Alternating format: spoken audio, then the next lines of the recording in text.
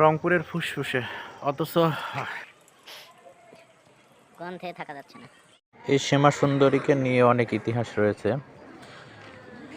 রাজমাতা শ্যামা সুন্দরী দেবী ম্যালেরিয়ায় আক্রান্ত হয়ে মারা যান।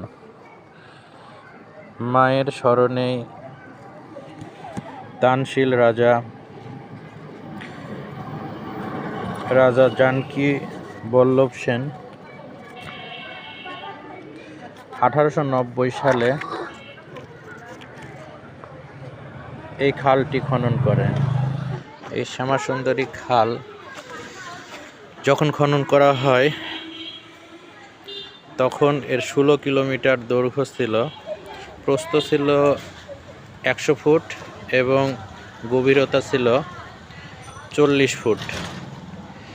রাজা জানকী বল্লভ সেন রংপুর মানুষের পানিবাহিত রোগ এবং ম্যালেরিয়া থেকে বাঁচানোর জন্য এই খালটি খনন করে।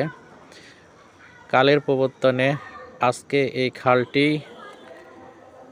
ম্যালেরিয়া উৎপাদনের কারখানায় পরিণত হয়ে গিয়েছে।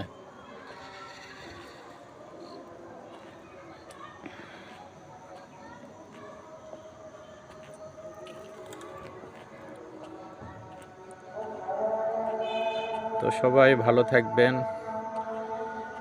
আবারও দেখা হবে নতুন কোনো ভিডিওতে। আল্লাহ হাফেজ।